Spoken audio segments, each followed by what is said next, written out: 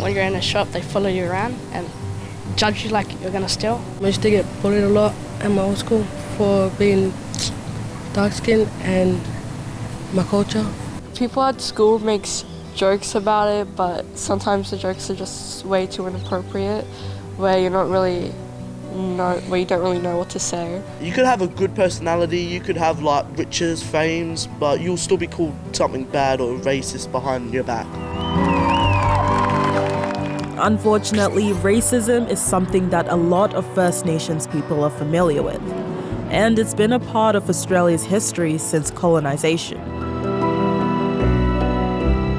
When Captain Cook landed on Botany Bay, he declared it terra nullius, which means land belonging to no one. Colonisation brought disease, forced removal from homes, a loss of language, culture, and freedom for many First Nations people. For decades, people were separated based on their race. Children were taken from their families, and Indigenous people were denied the same rights and opportunities as other Australians. But many fought for change. In 1962, Indigenous people were guaranteed voting rights. And 5 years later, Australians voted to remove sections of the Constitution that discriminated against Indigenous people. Since then, there have been more milestones and moves made to address some of the wrongs done in the past. We apologise for the laws and policies of successive parliaments and governments that have inflicted profound grief, suffering and loss on these our fellow Australians.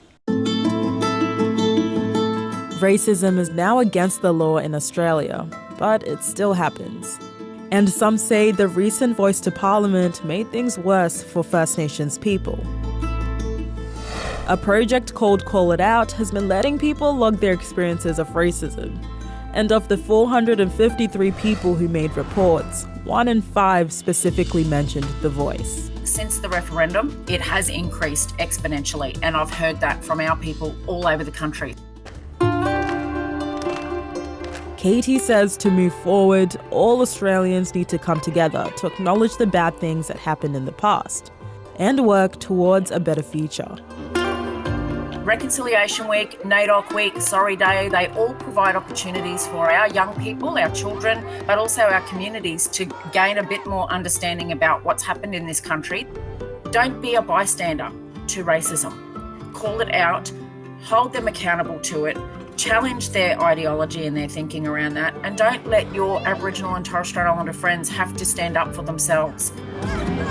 We should talk more about how racism could affect people and how they affect people from different backgrounds. It makes them recognise how it's affecting the people that they're being racist to and how it makes them feel, because it makes them feel kind of left out, different and excluded. We're all people, like we're all the same, just might be slightly different.